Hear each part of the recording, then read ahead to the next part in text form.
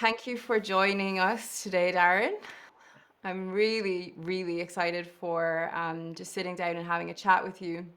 I've been watching some of your other presentations and conventions that you've presented at and talks that you've given, even to the point where this morning you literally were almost moving me to tears with Oh, just that sort of, that like recognition of concepts and awareness and that kinship. So I was like, oh my God, he's speaking everything that I want to hear and that I want to say, and all of the messages that I want to, bring through with this podcast. So I'm really, really grateful that you've taken some time to speak with me.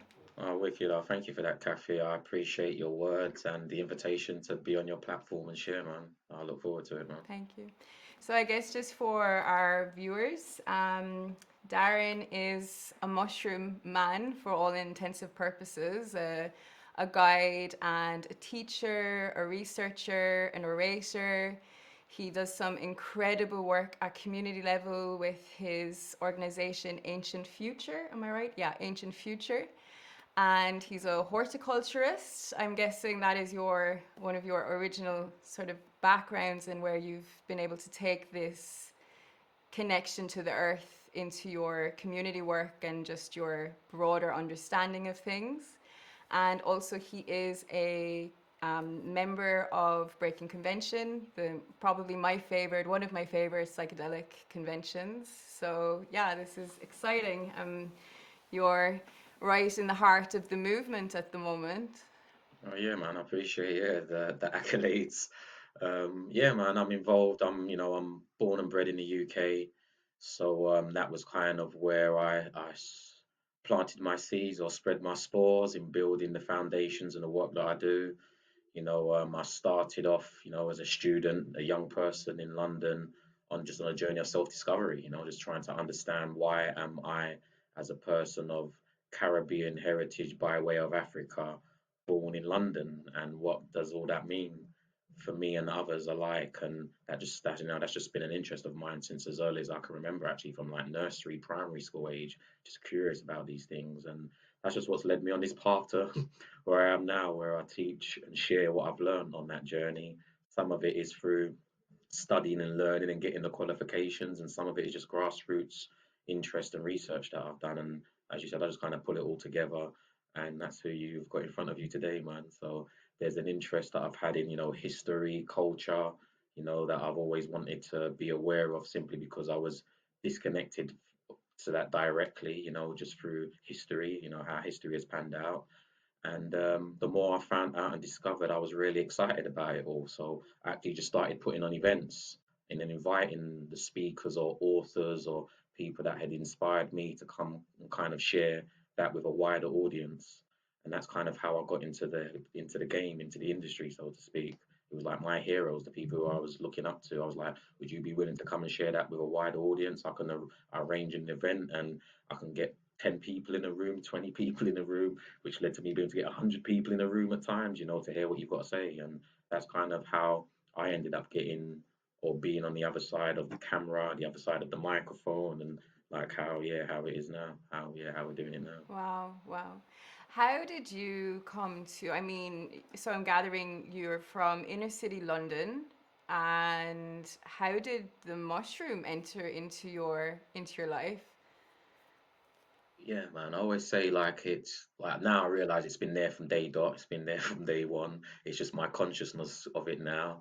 But I've just been on a. I was like I said, I've been on been like a kind of lifelong journey of just interest and curiosities into myself, my heritage, culture, my community, those kind of things there, which ultimately led me in my early adult life to be interested in how I could apply some of this knowledge and wisdom that was being shared with me, which then led me into learning more about, the esoteric arts, the occult, altered states of consciousness. All these things was, of interest to me. So, I got into, dream work, and I had an interest in yoga and all different types of meditation techniques. And at that time, psychedelics had come up several times in my life, but it was definitely not a thing that I thought I would be implementing at that stage.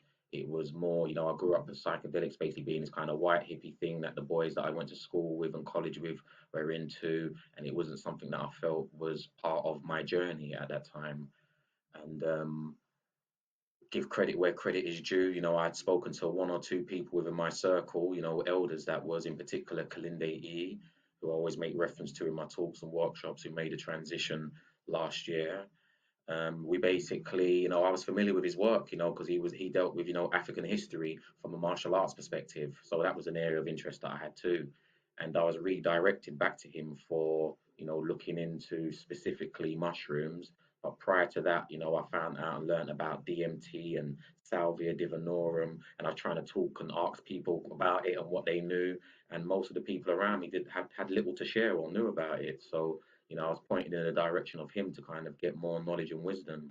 And then he pointed me towards myself and learning how to cultivate and how to, get involved in what was happening because he was already involved to some degree on the circuit.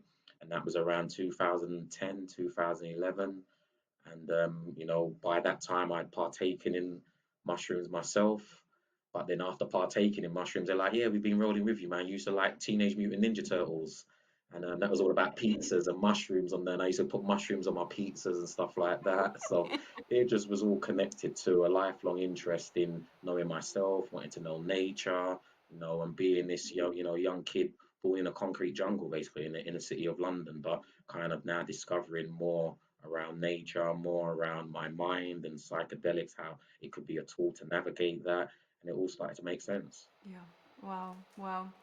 Yeah, so for me, I think, I'm Gaelic, I'm Irish. My tree goes all the way back. What I have checked as far back as I can find on both sides where Gaelic, it's even, I think, even predating the Celts. It's like old Irish, lineages basically.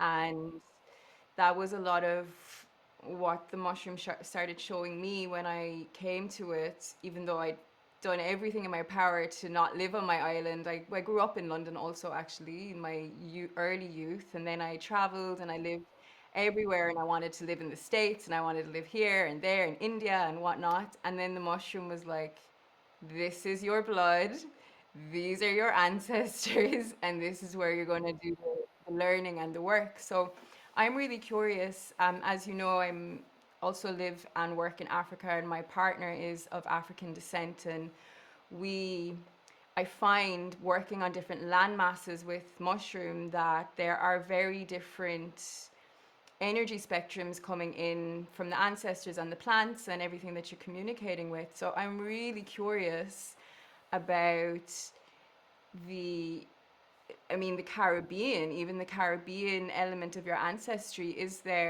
What have you come up with? What have you found in terms of mushroom work within those lineages? Well, in all honesty, not much, if I be direct and just get to the point, because there isn't much of a tradition or a culture in the Caribbean that we're privy to. More recently, which is last year, I traveled to Jamaica. Like my family's from Barbados, so it's a small island, the furthest island onto the west side of the Caribbean islands. And whether it was the Caribbean, West Side, Barbados, all the way over to the other side of Jamaica, I've got people and friends in my community in London that come from, different various islands. And what I had discovered up until this point is that there's little knowledge around mushrooms, in general, even as a cuisine, as an edible food, let alone as a psychedelic tool, as a tool for spirituality. Currently in Jamaica when I was there, and even in the Barbados, they refer to mushrooms, all mushrooms. This was like as duppy umbrellas, and duppy means ghost. It was like they had these negative connotations with them, and for the most part, they were looked upon as poisonous. And it was pretty much no different from my experiences in the UK when I started to learn about mushrooms and talk to people about mushrooms. Even in the UK, the consciousness around um, mushrooms is basically held by elders or held by people who are not Londoners. So in London, it's the same thing. It's like, oh, be careful with mushrooms, they're poisonous. It was like always that kind of energy around mushrooms. And that's what it's like in the Caribbean for the most part. More recently, you've got places like Jamaica and Trinidad in particular who have legalized, or it's never been illegal in those countries. And due to that, you found that there's, companies from around the world that have taken advantage of that loophole or that gap. And they're now in Jamaica or in Trinidad developing projects, research centers, and stuff like that, which gave the people, the general public, an idea that there's more to these mushrooms than what they thought. So that's kind of been a window in. But with that said, my time in Jamaica, I was around some of the indigenous communities there, as well as those who were able to defeat the British, for example, and the Spanish who were in Jamaica and brought in their, kidnapped and slavery and all the type of colonizations that they brought in. And the Maroon community from there have a rich history and culture of working with the plants there on the land. And those were the people that I tried to tap into to find what knowledge and wisdom they may have had about using the fungi. And then again, in all honesty, there wasn't much information readily available. Because what I found in the Caribbean, as well as Africa and in these indigenous places, for the most part, it's an oral tradition. There's not much written down and documented about the various practices, even down how you're going to season a chicken or the beef. It's not written down. These are things that the grandmother passed on to the mother, and the mother passes on to the daughter, and it's just through word of mouth and through experience. And because there's been a lack of direct experience with this technology, as I like to refer to it, there's a big gap in what the people are privy to, man. So that was part of what I was trying to uncover, discover, and find out while I was in Jamaica. We have a similar, I guess, um, sort of space between the wisdom of the technology or the uses of it in Ireland, because everything was oral, and we know it was happening at some point, but the evidence base is lacking. So it's quite a it's not it's such a beautiful thing to have this curiosity of understanding our various cultural works. For example, I mean, even within the Caribbean, just the spiritual practices, from working with bones or working with plants and all of these different ways of honoring the ancestors. And then I guess at this generation that we're at, being able to explore even those modalities with the technology of the mushroom is really powerful. Yeah, I really like to think that there is a synergy and a connection there. For the most part, I've learned you've got to find the elders. Yeah. Primarily, you've got to find the women, in those community, the elders who are the women, and a lot more, mainly they hold the mysteries to this. But because, in the Caribbean, like the reality was that you would get killed for talking about this. You get your hands chopped off, your feet chopped off for trying to share this type of knowledge and wisdom. And that within the people is ingrained in their genetics and their DNA, where they don't even like to talk about these things. So it's interesting just the days and times that we're in, that we're kind of removing some of the taboo around that, but we have to kind of unlock the trauma associated with some of these practices, and why we don't discuss it and why we don't even want to bring it to the forefront. But behind all of that, I'm aware, no different from the traditions that, like you said, whether it was the divinations with the bones, the various plant medicine, we've been able to hold on to that, to some degree. And there's gatekeepers, there's gatekeepers in all, in all communities and traditions, and it's just being privy to who those gatekeepers are. And the difference that I found in Africa, primarily in the Caribbean, is that we don't have the same types of setups where you can just easily go and pay your way in. Like I'm aware that you can go to certain parts of, the Americas and South America and stuff, and basically pay, to get knowledge and wisdom. And and it's not that you can't do that or you can't get that knowledge and wisdom, but there's infrastructure set up that enables that to happen more readily and easily for an outsider. Whereas like in Africa, I was always taught, a secret society means just that, it's a secret society. Even if you look the same as them, it don't mean that you're going to jump in and be able to get the knowledge and wisdom. You have to go through the appropriate initiation rites. In some cases, you need to have the right blood running through your veins. It's not, you can't turn up and pay a few £1,000 and jump on a 6-week course and get the knowledge and wisdom of the elders. So there's a lot more to it than just, that meets the eye, so to speak. But yeah, there is the knowledge and wisdom that they held in the Caribbean, where they were able to map the stars and be able to navigate and see things in the dark. And when you hear the stories and wisdoms of them being able to access the ancestors, and various spiritual or supernatural phenomenons that are readily spoken about in the Caribbean and Africa, if it's not through the plant medicine, I was saying, there are endogenous and inorganic ways that you can, access these same places and spaces. Mm. So there's a synergy somewhere along the line, and yeah, that's what I'm currently, an interest that I have in, and unpacking some of that. Amazing.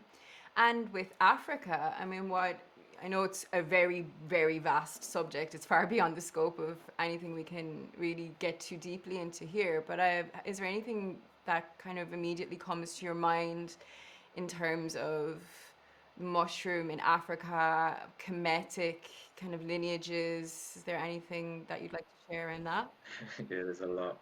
I always come from the premise of, it's funny, I made a post not, a couple of days ago in relation to this, just as far as, when I started my research and interest in this area, I was privy to, ancient Egypt, or better yet, ancient Kemet, as it was called by the people from that land. And Kilindi, what he'd done was basically brought a lot of the information that I was already privy to and shared or revealed, as he would say, what was hidden in plain sight.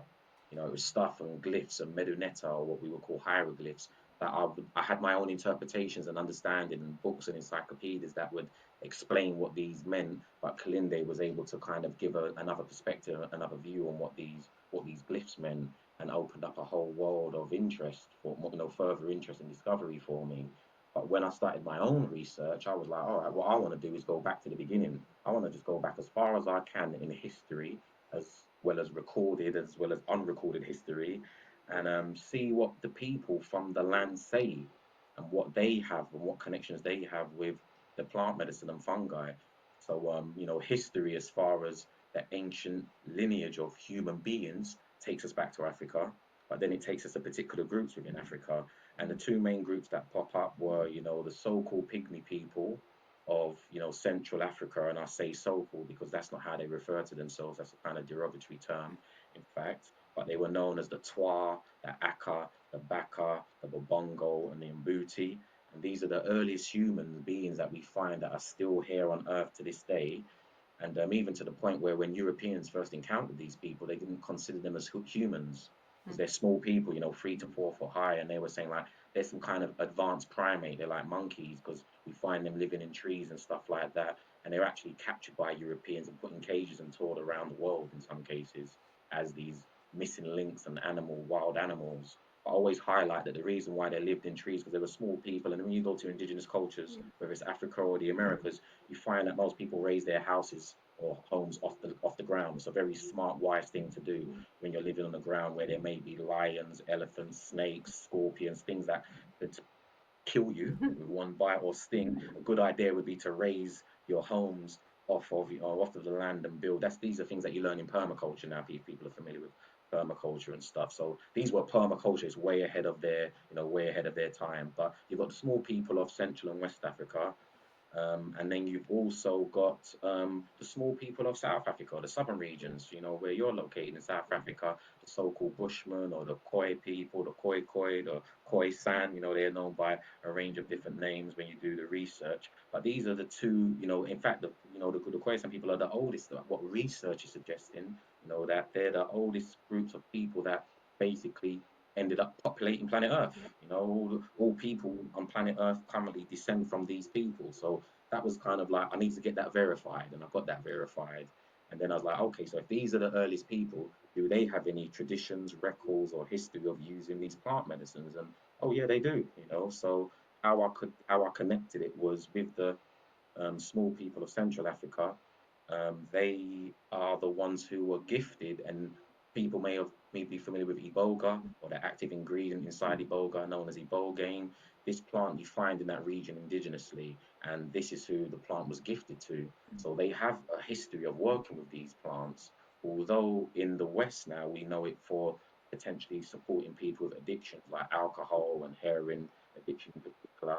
This is not what the people were using the plants for in these regions, because they didn't have heroin challenges and alcohol challenges until Europeans were there and introduced these things to them.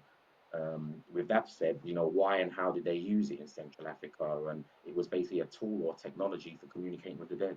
Yeah. Just like when you go to a lot of these indigenous cultures around the world, they say this plant allows us to communicate with our spirits, our ancestors, with the unseen or the unknown. That's what the plants are actually for.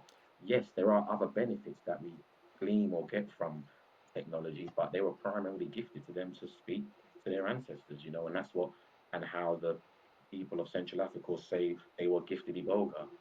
But that's not the only thing that they deal with. There's a range of different fungi that they deal with and other psychoactive plants that enable them to use them as the technologies that they use them for. And that's right through their whole, pretty much their life. Like if you're looking at you as a child, you would have been, introduced to these plants pre-birth. Yeah. This is like how, in a sense where, your parents may have conceived you under the influence of these plants, because we know mushrooms and others at lower dosages are aphrodisiacs, for lack of a better word, are like the ancient Viagra, and allow you to stimulate yourself sexually. Yeah. So these were used under those circumstances, which later became the tantric arts and things like that you find throughout Asia. But with that said, they would also, the mother, while you're being, groomed and developed in her womb, she would be partaking in various ceremonies and rituals and rites where she may what we would call microdosing now. So all of these things are not new; they're really ancient. So you would have been partaking in this while you was in your mother's womb, let alone you would be microdosing as a child. There's particular ceremonies where they gift the child, the sacred plants as early as a few months, as it might be the first food, the first solid that you partake in, Mm. because you would have been getting it through the mother's breast milk. Like there's so many ways that it was introduced to you up until the point where you would reach what we call puberty or adulthood, where you would then have direct experience and be conscious of what you're getting involved in when it comes to these plant medicines, so you could discover yourself, so to speak. And like we encounter in the West, like not having to wait till you're in your 30s or 40s having a midlife crisis trying to discover what you was born for and what your purpose in life is. Like you find it out early. You find it out when you're 9, 10, 11, 12, 13, and those types of ages. So things are aligned appropriately for you to live your life, so to speak.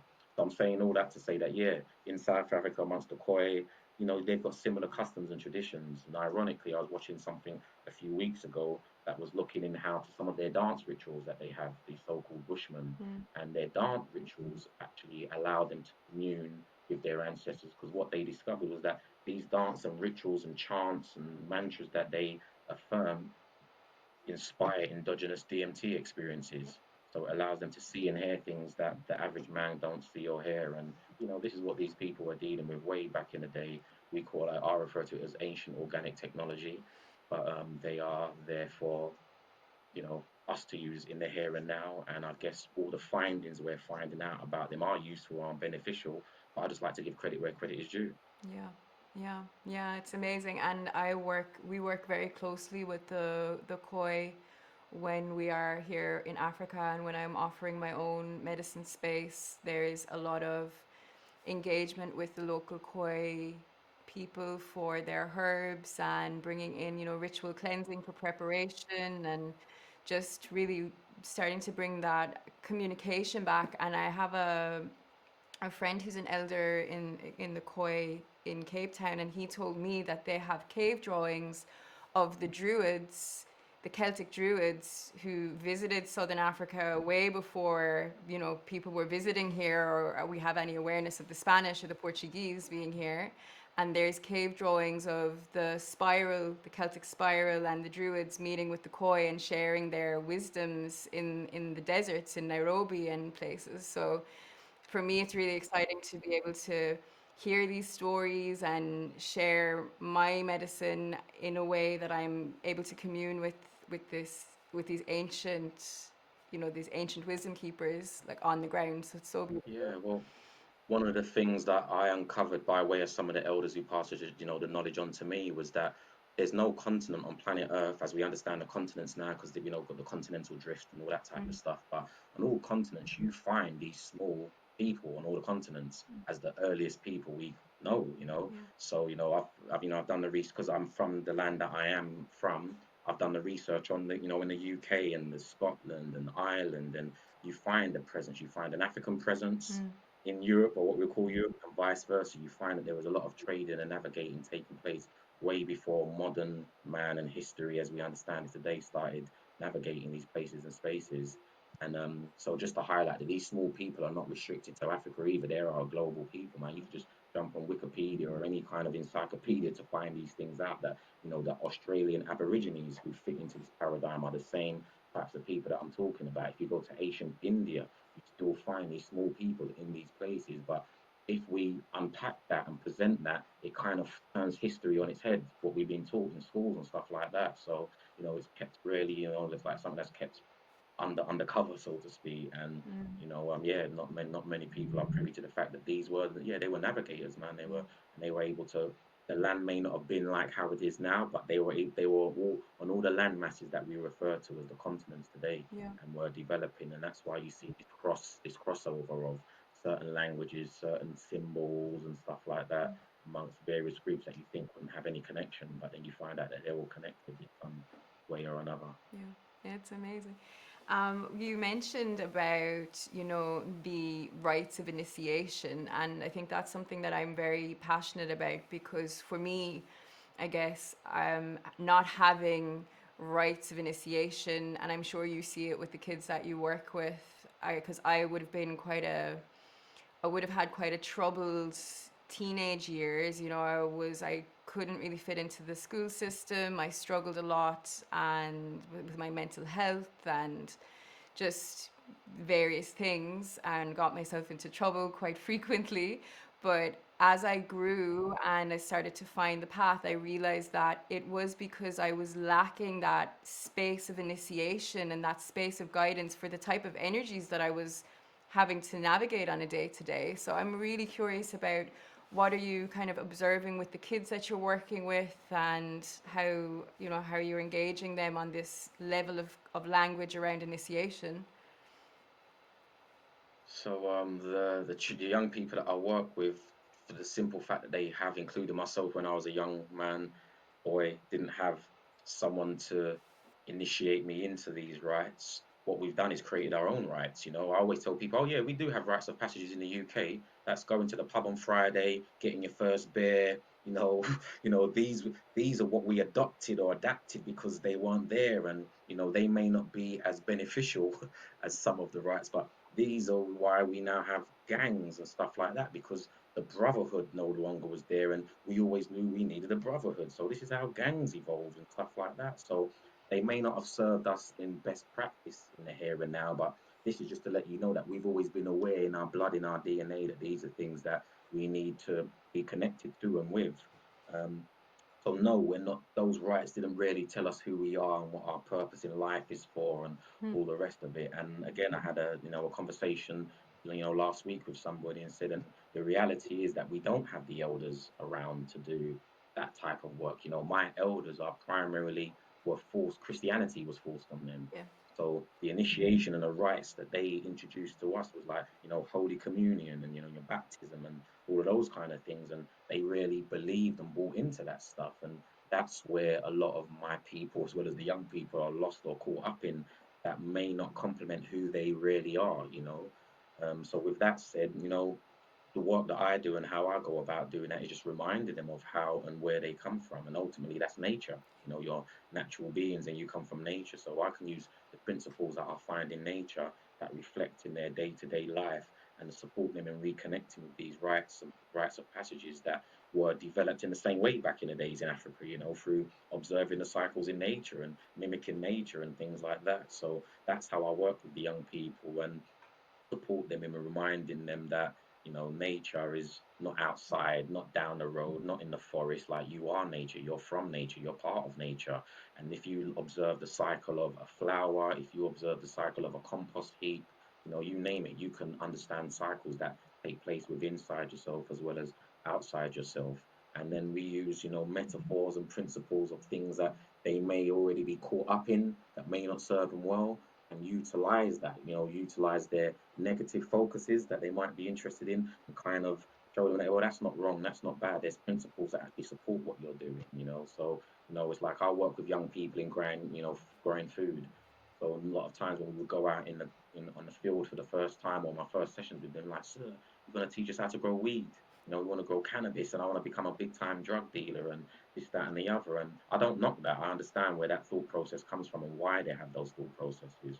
So, my goal with them to be like, okay, I'm going to work with that rather than against it and see if we can get them bagging up kilos of salad and bagging up kilos of kale and have the same approach as if they wanted to bag up kilos of weed or crack cocaine.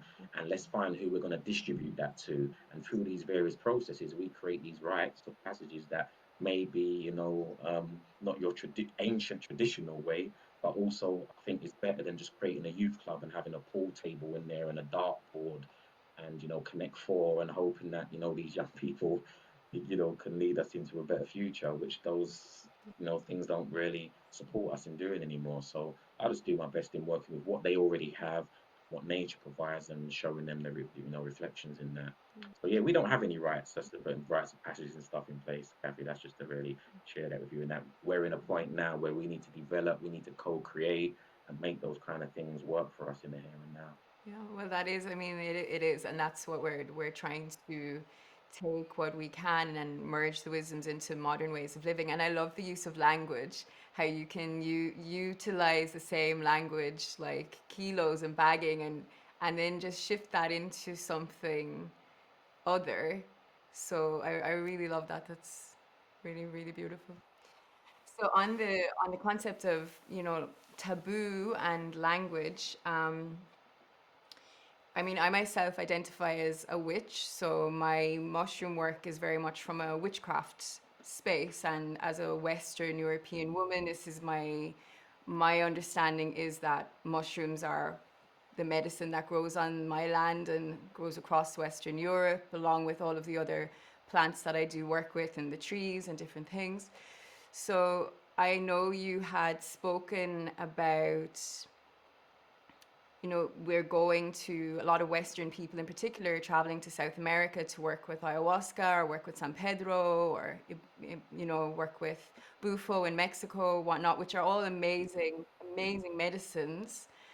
But this sort of conversation now around actually we have our own medicines here that we can utilize, we can explore, we can grow, we can develop with. So have you any thoughts on that? Yeah, well, just that, man.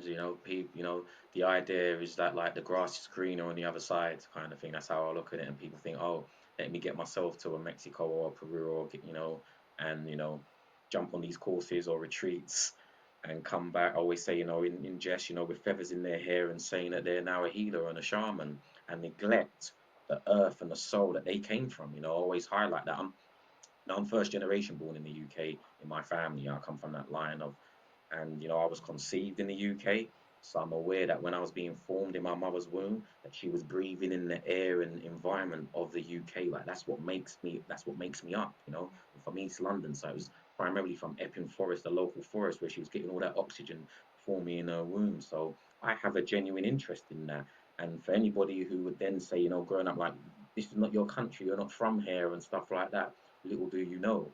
Whereas if you're someone who was formed in the womb in those parts of the world and you're going to another soil and taking from that soil and not gifting back in the way, without getting political with it, but not understanding that, those plants were gifted to those people from those regions for a particular purpose. No different from the food that grows in the regions where we live. Mangoes don't grow in the UK, like understand that there's a reason why that is. And although we might not have the abundance that they have in these places, the apples and the pears that do grow in the UK have information in there that is relevant to you, no different than the plant medicine does that grows in these regions, have information, codings in there that are relevant to you. And if we miss that because we think, oh, it's what's going on in Mexico or Peru, then yeah, we're missing a trick.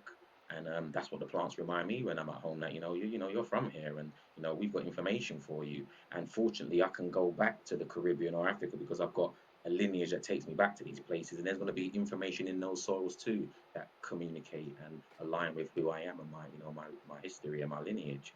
So I'm all about education. What I've discovered is that most people where I'm from in the UK and pretty much the West have been disconnected for multiple reasons. One because they killed most of the witches, that held that information in these parts of the world. Religion came into play and forced it and made that a taboo subject. And there's gaps and missing links in European culture, no different from there is in African culture, but the story and how that happened is slightly different. But in essence, it's the same thing. Now, people are trying to discover themselves, but they're going outside of themselves to find out who they truly are, which I think is not the best foot forward in that journey. Starts with, on your doorstep where you're at, and learning and understanding the plants, the flora, the fauna, the water, the elements that you have in your environment, because they have what you need. Everything you need is on your doorstep. Oh, I love it. And I mean, I know you're doing a talk. This is probably going to come out after I've watched the talk. You're doing it next month on the goddess in psychedelic mysteries. So I practice a goddess path, and my mushroom work is very much it's engraved into my work with the goddess, and that's how I heal and how I guide and how I assist people. So I'm very curious to some of your thoughts. I know you mentioned about Alan Cock, which is one of the ancient primordial African goddesses, and her connection to the mushroom. So I'm very curious to hear a little bit more about that. Yeah, so well, that along cock is actually was a depending on where you get the myth from, was was the introduction of the patriarchal Okay. systems in Africa. Because the way I see it is, you got the matriarchal, the patriarchal, consciousness. That's how I look to see it. It's a consciousness, and because I know we kind of use it more gender specific now, but for me, I understand it as a consciousness, and that consciousness has moved and migrated around the world. It's what gave us religion today. With the God consciousness that we have, or the Christ consciousness that we have today. Is portrayed to us as a male figure, but in essence, when you go back, it was a female tradition, it was a matriarchal tradition. So, in that story of the so called small people known as the Pygmies in Central Africa, they talk about the creator god Olonkoc, who basically creates everything, the stars, the suns, the mountains, the rivers, the moons, the mountains, but also the great mother comes out of this experience. And this experience is a vision or the separation of a mushroom. He separates the mushroom and one, into two parts. And from this creation comes all life as we know it today. So that's kind of me just, making it, keeping it, short and sweet.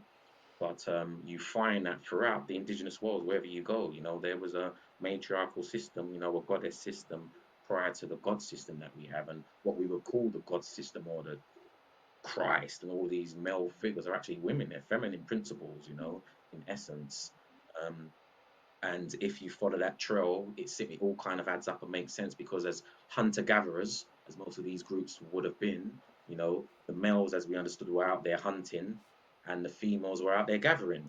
So they were the ones who would have been doing the foraging and would have come across the plants and the fungi, and that's why we find out that they held a lot of the mysteries around this. So the stories and the myths are that came out because they were then gifted to men, and then the men later created the systems. They turned them into men, and more kind of male gods and stuff like that. But anybody who's familiar with, people like Joseph Campbell and, others that are, readily available books that are out there and stuff that you could check out, you'll see that the goddess feminine principles, predate the masculine. And within these traditions that later became taboo is where you get these witch traditions from. And, and then the witches became taboo. And what were they doing? And what were they getting up to? And you find out that they were messing with all these plants and psychedelics and stuff like that, in addition to these taboo sexual practices and acts that might have been associated with them. And then you put the two of them together, and a lot of us don't want to talk about and deal with that. So this is where you find that in Africa, you find it in Asia, you find it in the Americas, you find it in Europe. These are what the traditions are, and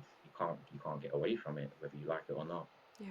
Yeah. Oh, it excites me because I'm really passionate about being able to also sort of be part of a resurgence of people equating witches to women who work with psychedelic plants or psychotropic plants, because I think there's still a little bit of a gap there in, people are very aware of the word shaman or shamanism, but understanding kind of the psychotropic work of a witch is still sort of resurging into popular collective awareness again.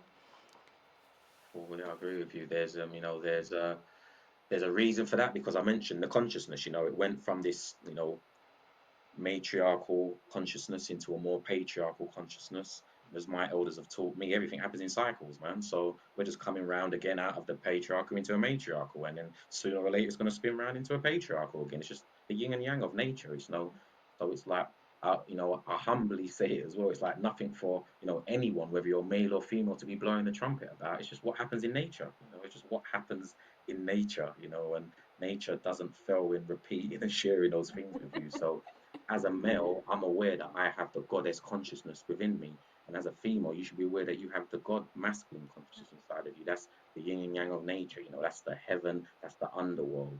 That's just the polarities of nature of our existence. So yeah, I tap into that, and I should, and we should all, and I understand as a physical being, as we're getting into from my perspective, the lowest level of all the understanding, which is the physical understanding of it all, then we manifest or personify as a man, as a woman, but the energy, the spirit is accessible to all and all of us. So these various practices were held by, you know, the male or the females that had these psychotic experiences, so to speak. That's what we were calling now. We would say they're schizophrenic, they're bipolar, they're this, but these were the so-called shamans or the witches, and the doctors of these places and spaces, wherever you find them around the world. So, whether you're a male or a female, I would encourage you to tap into the goddess consciousness. We're coming out of the Christ God consciousness cycle, as some would say. We're already out of it, but it's just part of the, that ebb and flow. It's part of the, like the waves coming in every season. It comes in a bit further, or moves out a bit less, the waxing and waning of the moon. It's just these cycles that take place in nature. And so yeah, I think we're just in that time and season where that energy, that consciousness is just in the forefront of a lot of our minds. Yeah, it's And so yeah. beautiful. Yeah, I mean, another thing is, we just spoke about the underworld energies, and I know you are quite passionate and you speak a lot about the technology of mushroom to prepare us for death and to lead us through that underworld experience or the death experience. I'd love if you'd share a little bit about that. Yeah, well, as I mentioned earlier on, when you go to these various groups, whether it's the people from Central Africa, as I mentioned, in relation to Iboga, and them saying, Iboga was a plant gifted to us so we could communicate with the dead. You go to the Amazon, and everybody's aware of ayahuasca, so these are like the two popular psychedelics at the moment. Iboga in one end, and you've got ayahuasca on the other end for all the type of treatment and things that it offers. But when you go to the curanderos of, you know, those regions, they don't say that ayahuasca's for healing and medicine in the way that we say it's useful for now. Again, yes, it can be used for that, but they refer to ayahuasca as vine of the soul, politically correct, but better yet, vine of the dead. Why? Because it allows them to communicate with the dead. So this is what the technologies were ultimately for. So with that said, all of these technologies, when you partake in them in the right setting and ritualistic ceremonial setups, it allows you to die before you die. So you can go and hook up with your ancestors. And that's what they're all about, whether we yeah, whether we like it or not. That's exactly what they're there for. So with that said, in preparing you or going through those experiences, you're in a better place and space for the big trip, the ultimate trip, when it does happen to you, when you die, and what you basically realize is that, this is where I'm going to, this is what the experience is going to be like. It's like any experience that you're going to have, like a driving test, for example. You're going to, you want to learn how to drive a car, and you've got a driving test. You don't wait till the day of the driving test to start learning about it. You prepare before. And I think this is the wisdom that these various groups looked at. To like, this is, like we say, the things that are guaranteed in life. One of them being death. So let's, prepare for it. Let's understand it. Let's get our head around it.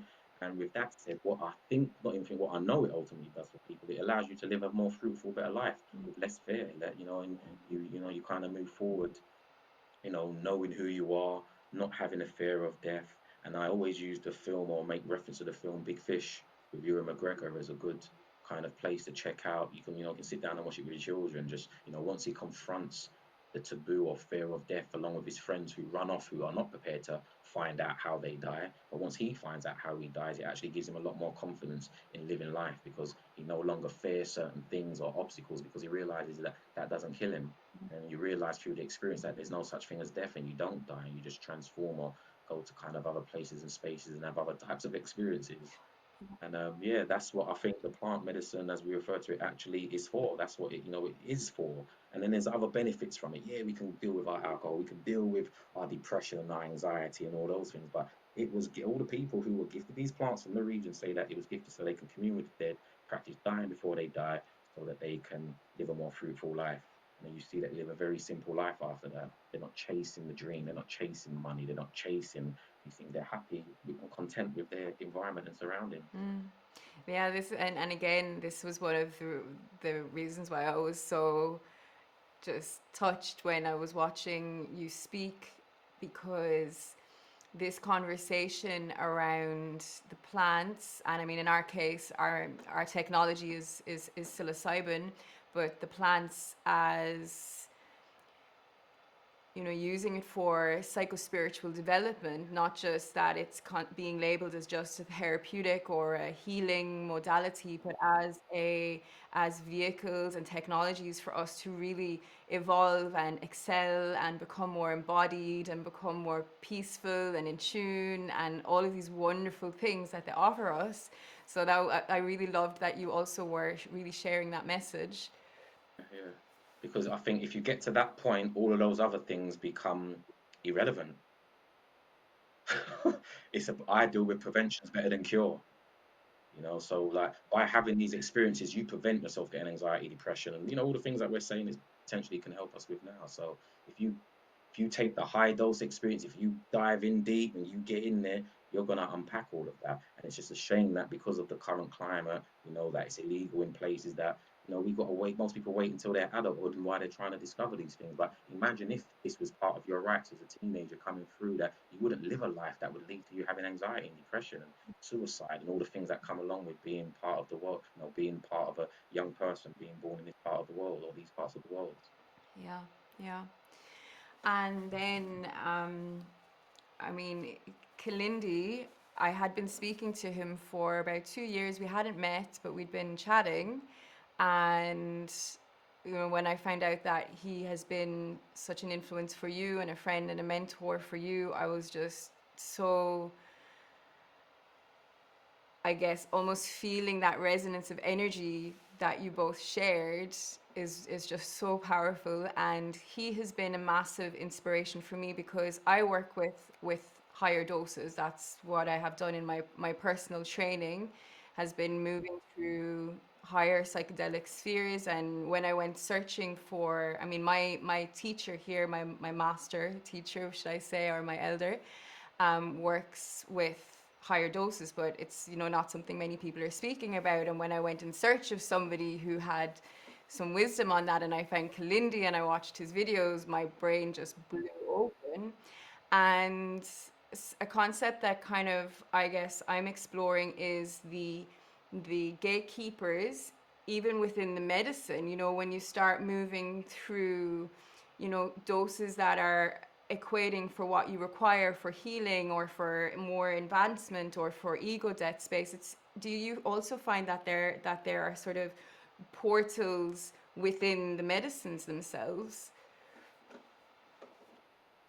I honestly think, I'll give the medicine credit where credit is due, as you refer to it, but I ultimately think it's you, the individuals, how much you are also prepared to let go and relinquish the control. So not everybody requires a high dose, so to speak, to do that type of work. But yes, it definitely supports you by putting more fuel in the tank that you're going to get further down the line or deeper into the rabbit hole that opens up things that a very low dose or a recreational dose experience is not going to allow you to open up and do that type of work. And that might then mean that once you've opened that up, that you don't always have to have a high dose experience to then do that type of work. But for those people, there's a lot of people I engage with that, basically say that I just want to do microdosing. I want to address my depression or anxiety and I want to microdose. And I'm like, it may work, in principle, you do your thing, but what I don't think a microdose experience is going to do is allow you to get to the root of the problems as to why you had anxiety or depression in the first place. And you need to dive deep maybe or deeper to discover and then unpack that and then start to do the work. So that's just where it is. And I just think we're all unique, we're all individuals. We've all got our own minds. So that's what these psychedelics are. They allow you to navigate your mind, your psyche, and whatever's holding you back or moving you forward, you take the plant medicine to find that out, and it should guide you. That's why yeah, it should guide you as to why you need to take more. Like a lot of people that I discovered doing the work, when they had their first experience, the first thing they come is like, all right, I got what I got from there, but next time I need to take more. It's like they're given the knowledge was that they need to take more, and it's like you got it, and they say, all right, next time I'm going to take a bit more to do this, and and then you find your space and place, you find your dosage, and do the work that you need to do. So when people jump in and hear Kalinde and he talks about the high dose experience, because he was talking about 30, 40, 50 dry grams of mushrooms. And for most people, they heard through the grapevine or through the internet that 5 grams is the heroic dose, 5 grams is a high dose.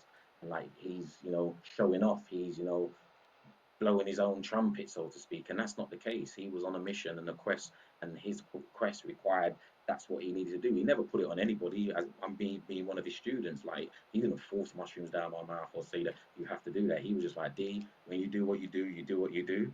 And when you get the information and knowledge, you follow that through. And if you're told stay slow, take your time, pace yourself, he would have said, take your time, slow down, and pace yourself. If I went in and I felt, yeah, man, I felt like I needed to take more, he'll be like, well, take more then, and increase your dosage. If you tried 3 grams, now try 5 grams. If you go from 5 grams, try seven. And if I'm seven, try nine. And from nine, try 12. And you just keep going if you feel the need to. And if you get to a point where you hit a wall and you feel like I ain't trying to move nowhere further forward, he's like, you're in a good space There you now. go. He would always say, you've not, if the two things he would always remind me and give me joke about, he would say things like, you've not done psychedelics until you've reached a point where you're saying, I ain't never doing psychedelics again. And then he would say, if you take psychedelics and feel like you're, like it's turning me crazy, it's like you're heading in the right direction. Like as crazy as it might sound to people, and through experience now, I know it kind of all adds up. It's like if you're taking psychedelics, you feel like I felt like I went crazy, man. I was mad. It's like, yeah, you're doing the work, man. You're headed in the right direction. And as long as you come back and you can reset and apply and implement the wisdom that was gleaned from that, you know it, man. You know it. Because I have to explain or remind people, you think, when I started, I just thought I was Darren Springer.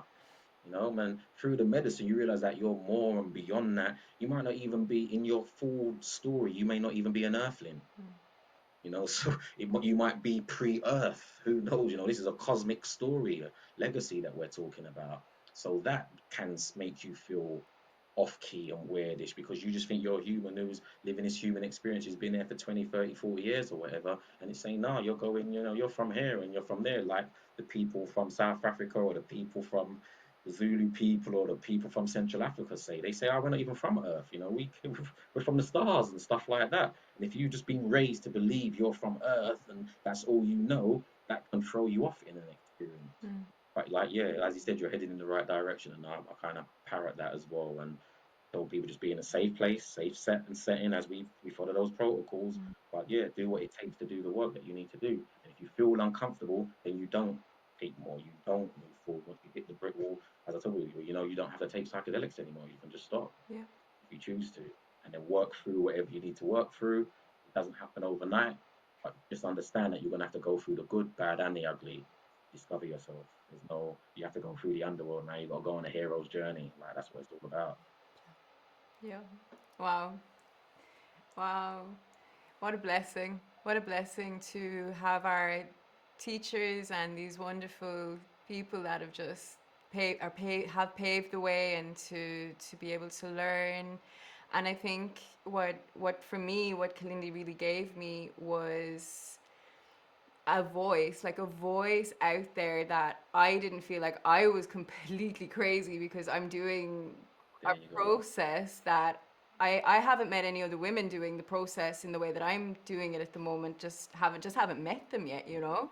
And so you think Yeah. like am I crazy to be feeling such a deep call to go into this technology in a certain way, and his voice was just so present. And I did a high dose journey about 3 weeks ago. I do one once a year at the moment as part of my work. And I sat for like a Mm. day before and I just watched some of his videos. And when I was going in, I was like, okay, Kalindi's been in here before me.